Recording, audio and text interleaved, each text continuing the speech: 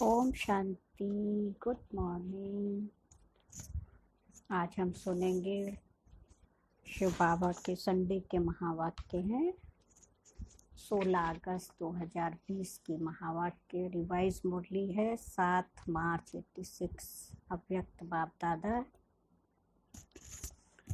मीठे बाबा ने कहा, पढ़ाई की चारों सब्जेक्ट का यथार्थ यादगार महाशिवरात्रि।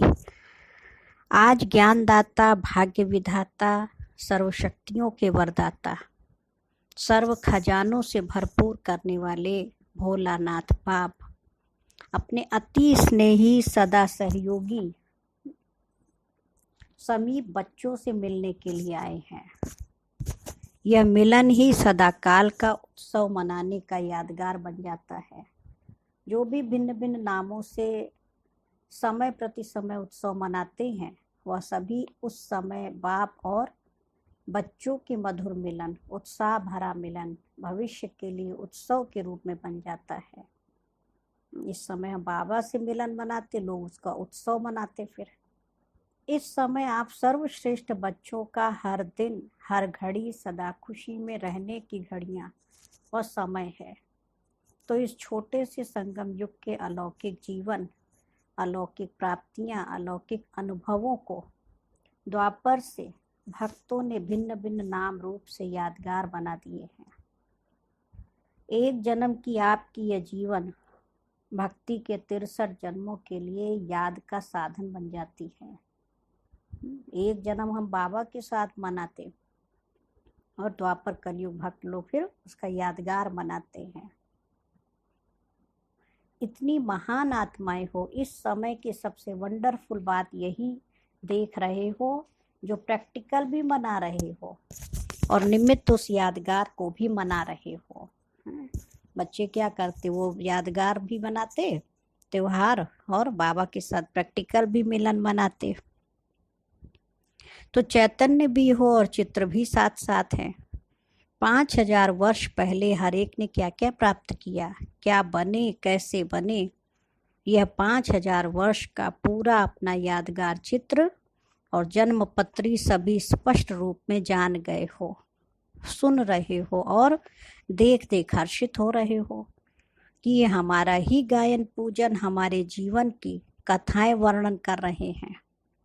ओरिजिनल आपका चित्र तो बना नहीं सकते, इसलिए भावना पूर्वक जो भी टच हुआ वो चित्र बना दिए। देखो,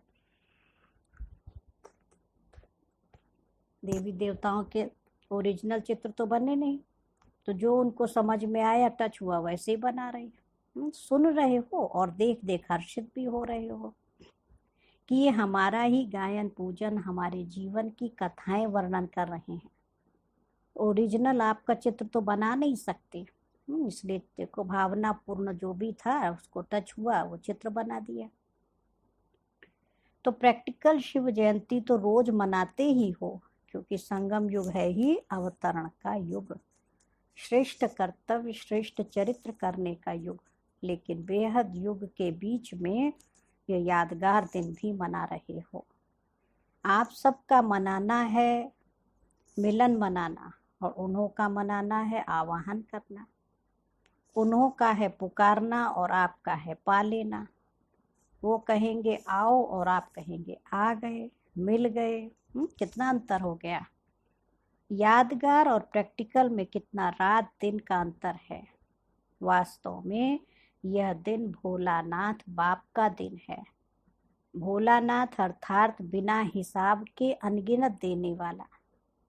वैसे जितना और उतने का हिसाब होता है, जो करेगा वो पाएगा, उतना ही पाएगा। लेकिन यहाँ क्या है, ये हिसाब है। लेकिन भोलानाथ क्यों कहते, क्योंकि इस समय देने में जितने और उतने का हिसाब नहीं रखता है। एक का पदम गुना हिसाब है, तो अनगिनत हो गया ना। कहाँ एक, कहाँ पदम। पदम भी लास्ट शब्द है, इसलिए पदम कहते हैं। पदम लास्ट शब्द, अनगिनत देने वाले भोलानाथ भंडारी का दिन यादगार रूप में मनाते हैं। आपको तो इतना मिला है जो अब तो भरपूर हो ही, लेकिन 21 जन्म, 21 पीढ़ी सदा भरपूर रहेंगे। इतने जन्मों की गारंटी और कोई नहीं कर सकता। कितना भी कोई बड़ा दाता हो, लेकिन अनेक जन्म का भरपूर भंडारा होने की गारंटी कोई भी नहीं कर सकता। तो भोलानाथ हुआ ना, नॉलेजफुल होते भी भोला बनते हैं, इसलिए भोलानाथ कहा जाता है ना। बाबा सब कुछ जानते हुए भी बच्चों के लिए भोला बन जाता है। वैसे तो हिसाब करने में एक एक संकल्प का भी हिसाब जान सकते हैं, लेकिन जानते हुए भी देने में भोलानाथ ही बनते हैं। तो आप सभी भोलानाथ बाप के कौन हो? भोलानाथ बच्चे हो ना। एक तरफ भोलानाथ कहते, दूसरे तरफ भरपूर भंडारी कहते। यादगार भी देखो कितना अच्छा मनाते हैं। मनाने वालों को पता नहीं, लेकिन आप जानते हो। जो मुख्य संगम युग की पढ़ाई है, जिसकी विशेष 4 सब्जेक्ट हैं, वो 4 ही सब्जेक्ट यादगार दिवस पर मनाते आते हैं। कैसे? बाबा ने कहा, पहले भी सुनाया था कि विशेष इस उत्सव के दिन बिंदु का और बूंद का महत्व होता है। तो बिंदु इस समय के याद अर्थात योग के सब्जेक्ट की निशानी है। याद में बिंदु स्थिति में स्थित होते हो ना, तो बिंदु याद की निशानी और बूंद ज्ञान की भिन्न भिन्न बूंदें इस ज्ञान के सब्जेक्ट की निशानी बूंद के रूप में दिखाते हैं। और धारणा की निशानी, इसी दिन विशेष व्रत रखते हैं, तो व्रत धारण करना। धारणा में भी आप दृढ़ संकल्प करते हो तो व्रत रखते हो कि ऐसा सहनशील व अंतर्मुख अवश्य बन के ही दिखाएंगे।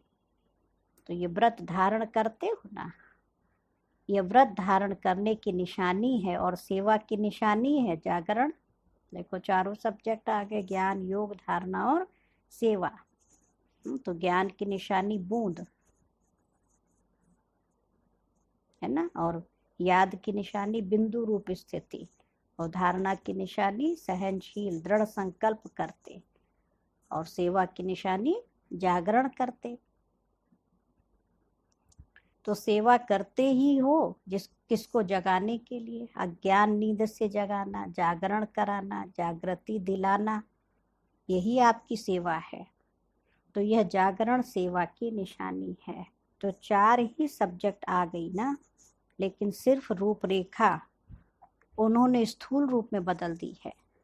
फिर भी भक्त भावना वाले होते हैं, और सदा ही सच्चे भक्तों की यह निशानी होगी कि जो संकल्प करेंगे उसमें दृढ़ रहेंगे।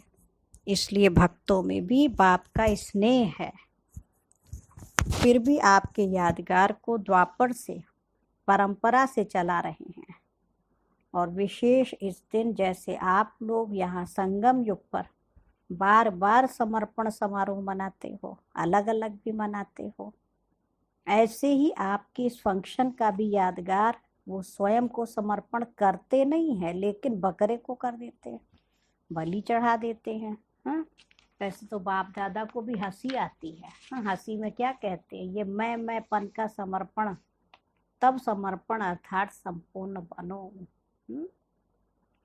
जब मैं पन का समर्पण हो, तब संपूर्ण समर्पण बनो, तब बाप समान बनो। जैसे ब्रह्मा बाप ने पहला कदम उठाया, मैं और मेरापन का समर्पण समारोह, माना किसी भी बात में मैं के बजाय सदा नेचुरल भाषा में, साधारण भाषा में भी बाप शब्द ही सुना, मैं शब्द नहीं। बाप ये कहते, बाबा ये कहते हैं, बाबा करा रहा है, मैं कर रहा हूँ नहीं, बाबा चला रहा है, मैं कहता हूँ नहीं, बाबा कहता है। बच्चे कि बाबा साकार में थे ना, तो हर घड़ी बाबा कहते थे, तो मैं शब्द नहीं आता था। हद के कोई भी व्यक्ति या वैभव से लगाव, ये मेरापन है। तो मेरेपन को और मैंपन को समर्पण करना, इसको ही कहते हैं बलि चढ़ना। बलि चढ़ना अर्थात महाबली बनना, तो ये समर्पण होने की निशानी है। तो बाप दादा भक्तों को एक बात की आफरीन देते हैं कि किसी भी रूप से भारत में व हर देश में उत्साह की लहर फैलाने के लिए उत्सव बनाएं तो अच्छे है ना। चाहे 2 दिन के लिए हो या 1 दिन के लिए हो, लेकिन उत्साह की लहर तो फैल जाती है ना, इसलिए उत्सव कहते हैं। फिर भी अल्पकाल के लिए विशेष रूप से बाप की तरफ मेजॉरिटी का अटेंशन तो जाता है ना, तो इस विशेष दिन पर क्या विशेष करेंगे।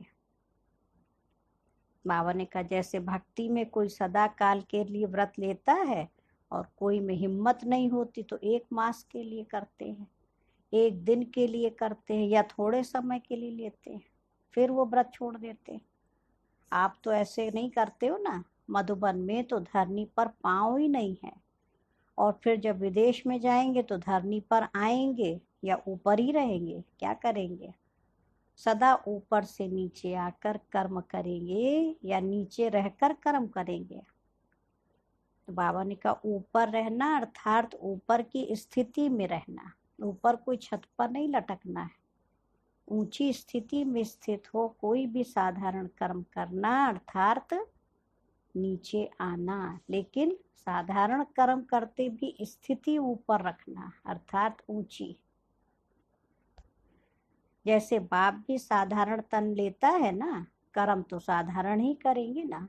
जैसे आप लोग बोलेंगे वैसे ही बोलेंगे, वैसे ही चलेंगे। कर्म साधारण है, तन भी साधारण है, लेकिन साधारण कर्म करते भी स्थिति ऊंची रहती। ऐसे आपकी भी स्थिति सदा ऊंची हो। जैसे इस दिन को अवतरण का दिन कहते हो ना, तो रोज अमृत बेले ऐसे ही सोचो कि निद्रा से नहीं शांति धाम से कर्म करने के लिए अवतरित हुए हैं, और रात को कर्म करके शांति धाम में चले जाओ। तो अवतार अवतरित होते ही श्रेष्ठ कर्म करने के लिए, तो उनको जन्म नहीं कहते हैं, अवतरण कहते हैं। ऊपर की स्थिति से नीचे आते हैं, यह है अवतरण।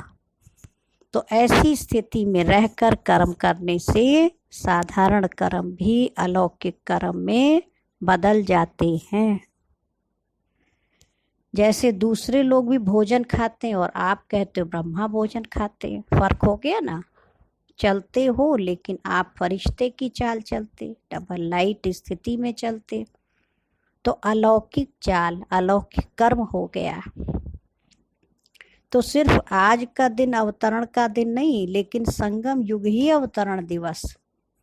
आज के दिन आप लोग बाप दादा को मुबारक देते हो, लेकिन बाप दादा कहते हैं पहले आप।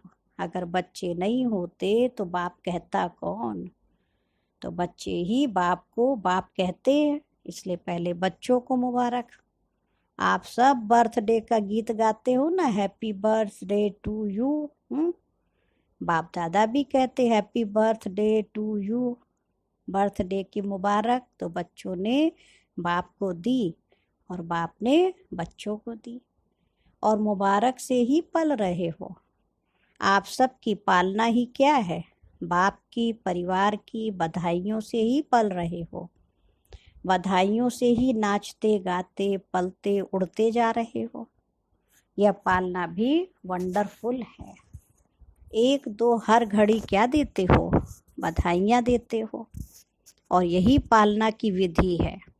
कोई कैसा भी हो, ये बात तो बाप दादा भी जानते हैं, आप भी जानते हो कि नंबरवार तो होंगे ही। अगर नंबरवार नहीं बनते फिर तो सतयुग में कम से कम 1.5 लाख तख्त बनाने पड़े, इसलिए नंबरवार तो होना ही है ना। तो नंबरवार होना है, लेकिन कभी कोई को अगर आप समझते हैं कि ये रॉन्ग है, ये अच्छा काम नहीं कर रहा है, तो रॉन्ग को राइट करने की विधि या यथार्थ कर्म नहीं करने वाले को यथार्थ कर्म सिखाने की विधि, कभी भी उसको सीधा नहीं कहो कि तुम तो रॉन्ग हो, है ना। कोई गलत कर रहा है तो बाबा कहते थे सीधा नहीं कहो तुम गलत हो, ये कहने से वो कभी नहीं बदलेगा। जैसे आग बुझाने के लिए आग नहीं जलाई जाती है, उसको ठंडा पानी डाला जाता है। इसलिए कभी भी उसको पहले ही कहा कि तुम रॉन्ग हो, तुम रॉन्ग हो, तो वो और ही उसको ठंडा पानी डाल, हाँ, तो वो दिल शिकस्त हो जाएगा। है ना। गलत को बार बार को तुम गलत हो गलत हो तो और ही दिल शिकस्त हो जाएगा। पहले उसको अच्छा अच्छा कह के थमाओ तो सही, पहले पानी तो डालो, फिर उसको सुनाओ कि आग क्यों लगी, है ना। पहले उसको सहारा तो दे दो। पहले ये नहीं कहो तुम ऐसे हो, तुमने ये किया ये किया। हाँ, पहले ठंडा पानी डालो, पीछे वह भी महसूस करेगा कि हाँ आग लगने का कारण क्या है और आग बुझाने का साधन क्या है। अगर बुरे को बुरा कह देते हो तो ये क्या हुआ, आग में तेल डालते हो। इसलिए बहुत अच्छा कह करके पीछे उसको कोई भी बात दो तो उसमें सुनने की, धारण करने की हिम्मत तो आए, है ना। जब हिम्मत है नहीं, हम उसको अच्छी समझानी दे रहे हैं, इसलिए सुना रहे थे कि बहुत अच्छा, ये बधाइयाँ हैं। जैसे बाप दादा भी कभी किसको डायरेक्ट रॉन्ग नहीं कहेगा, मुरली में सुना देगा राइट क्या है रॉन्ग क्या है। लेकिन अगर कोई सीधा आकर पूछेगा कि मैं रॉन्ग हूँ तो कहेगा नहीं नहीं तुम बहुत राइट हो, क्योंकि उसमें उस समय हिम्मत ही नहीं होती है। जैसे पेशेंट जा भी रहा होता है, आखिरी सांस होता है, तो भी डॉक्टर से अगर पूछेगा कि मैं जा रहा हूँ तो कभी नहीं कहेगा हाँ जा रहे हो, क्योंकि उस टाइम हिम्मत नहीं होती। किसकी दिल कमज़ोर हो और आप अगर उसको ऐसी बात कह दो, वो तो हार्ट फेल हो ही जाएगा, है ना। देखो बाबा कैसे युक्ति से समझाते। हम लोग तो सीधा ही कह देंगे तुम तो वही खराब, तो बेचारा पहले ही दिल शिकस्त और दिल शिकस्त हो जाए, है ना। तो बाबा कहते अर्थात पुरुषार्थ में परिवर्तन करने की उसमें शक्ति नहीं आएगी। तो संगम युग है ही बधाइयों से वृद्धि को पाने का युग। ये बधाइयाँ ही श्रेष्ठ पालना है। इसलिए आपके इस बधाइयों की पालना का यादगार जब भी कोई देवी देवता का दिन मनाते हैं तो उसको बड़ा दिन कह देते हैं। दीपमाला होगी, शिवरात्रि होगी तो कहेंगे आज बड़ा दिन है। जो भी उत्सव होंगे उसको बड़ा दिन कहेंगे, क्योंकि आपकी बड़ी दिल है तो उन्होंने बड़ा दिन कह दिया। तो एक दो को बधाइयाँ देना ये बड़ी दिल है, समझा। ऐसे नहीं कि रॉन्ग को रॉन्ग समझाएंगे, नहीं, लेकिन बड़ा धैर्य रखो। इशारा तो देना पड़ेगा, लेकिन टाइम तो देखो ना, वो मर रहा है और उसको कहो मर जाओ मर जाओ, फिर क्या लगेगा। तो टाइम देखो, उसकी हिम्मत देखो। हाँ, बहुत अच्छा कहने से हिम्मत आ जाती है, लेकिन दिल से कहो, ऐसे नहीं बाहर से कहो तो समझे कि मेरे को ऐसे ही कह रहे हैं, है ना। ये भावना की बात है। दिल का भाव रहम का हो तो उसके दिल को रहम का भाव लगेगा। इसलिए सदा बधाइयाँ देते रहो, बधाइयाँ लेते रहो। यह बधाई वरदान है। जैसे आज के दिन को गायन करते हैं, शिव के भंडारे भरपूर, काल कंटक दूर, तो आपका गायन है। बाबा क्या कह रहे, सिर्फ बाप का गायन नहीं है, आप बच्चों का भी गायन है। सदा भंडारा भरपूर हो, दाता के बच्चे दाता बन जाओ। सुनाया था ना, भक्त है लेवता और आप हो देने वाले देवता। तो दाता माना देने वाले। किसी को भी कुछ थोड़ा भी देकर फिर आप उनसे कुछ ले लो तो उसको फील नहीं होगा, है ना। फिर कुछ भी उसको मना सकते हो, लेकिन पहले उसको दो, हिम्मत दो, उमंग दिलाओ, खुशी दिलाओ, फिर उससे कुछ भी बात मनाना चाहो तो मना सकते हो। रोज उत्सव मनाते रहो, रोज बाप से मिलन मनाना, यही उत्सव मनाना है। तो रोज उत्सव है ना। बच्चों का तो हर दिन उत्सव, हर दिन उत्साह का। अच्छा, फिर बाबा ने कितने सुंदर सुंदर देखो टाइटल बच्चों को दिए। चारों ओर के बच्चों को संगम युग के हर दिन के अवतरण दिवस की अविनाशी मुबारक हो। सदा बाप समान दाता और वरदाता बन हर आत्मा को भरपूर करने वाले मास्टर भोलानाथ बच्चों को सदा याद में रहकर हर कर्म को यादगार बनाने वाले बच्चों को सदा स्व उन्नति और सेवा की उन्नति में उमंग उत्साह से आगे बढ़ने वाले श्रेष्ठ बच्चों को विशेष आज के यादगार दिवस शिव जयंती, सो ब्राह्मण जयंती, हीरे तुल्य जयंती, सदा सर्व को सुखी बनाने की, संपन्न बनाने की जयंती की मुबारक और याद प्यार और नमस्ते। अच्छा, मीठे मीठे सिक्की लधे बच्चों प्रति माता पिता बाप दादा का याद प्यार और गुड मॉर्निंग। रूहानी बाप की रूहानी बच्चों को नमस्ते। हम रूहानी बच्चों की रूहानी माता पिता बाप दादा को याद प्यार नमस्ते और गुड मॉर्निंग। शुक्रिया बाबा, शुक्रिया, बेहद दिल से मीठे बाबा का शुक्रिया।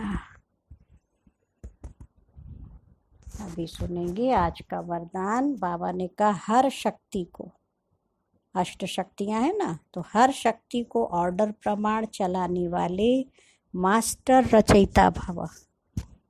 कर्म शुरू करने के पहले जैसा कर्म वैसी शक्ति का आवाहन करो। मालिक बनकर ऑर्डर करो, क्योंकि ये सर्व शक्तियाँ आपकी भुजा समान है। आपकी भुजाएं आपके ऑर्डर के बिना कुछ कर नहीं सकती हैं। ऑर्डर करो, सहन शक्ति, कार्य सफल करो। तो देखो सफलता हुई पड़ी है, लेकिन ऑर्डर करने के बजाय डरते हो, कर सकेंगे नहीं कर सकेंगे। तो इस प्रकार का डर है तो ऑर्डर चल नहीं सकता। इसलिए मास्टर रचयिता बन हर शक्ति को ऑर्डर प्रमाण चलाने के लिए निर्भय बनो। और आज का स्लोगन है सहारे दाता बाप को प्रत्यक्ष कर सबको किनारे लगाओ। है ना, उसको किनारा दिखाओ दुनिया में। जैसे होता है ना, नदी का किनारा आ गया तो सहारा लगता है, अरे हाँ देखो हम आ गए किनारे। तो ये संसार भवसागर से किनारे कब आएंगे? जब सहारे दाता बाप का साथ होगा। अच्छा, आज विशेष सूचना है कि आज मास का तीसरा महीने का रविवार है, तीसरा रविवार। सभी राजयोगी तपस्वी भाई बहनें सायं 6:30 से 7:30 बजे तक विशेष योग अभ्यास के समय अपने पूर्वज पन के स्वामान में स्थित हो। कल्प वृक्ष की जड़ों में बैठ पूरे वृक्ष को शक्तिशाली योग का दान देते हुए अपनी वंशावली की दिव्य पालना करे।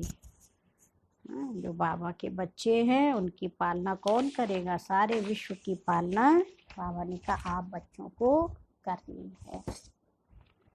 और आज अव्यक्त इशारे के 16th पॉइंट है, पवित्र प्रवृत्ति में व्यर्थ से निवृत्ति चाहिए। आपकी बुद्धि की प्रवृत्ति है शुद्ध संकल्प, और वाणी की प्रवृत्ति है बाप द्वारा जो सुना है वही सुनाना। और कर्म की प्रवृत्ति है कर्मयोगी बन हर कर्म चरित्र रूप में करना। संपर्क की प्रवृत्ति है जो भी संपर्क में आए उसका संपर्क बाप से कराना। तो ऐसे पवित्र प्रवृत्ति वाले ट्रस्टी बनो। जब बुद्धि से समर्पित हो गए तो पुरानी दुनिया से लंगर उठ गया। हमारी स्टीमर चल पड़ी, पीछे मुड़कर नहीं देख सकते। समर्पित होना माना युद्ध का मैदान छोड़ देना। अब युद्ध नहीं करना है ना, ट्रस्टी बन के बहुत प्यार से बाबा की याद में हर कर्म करना।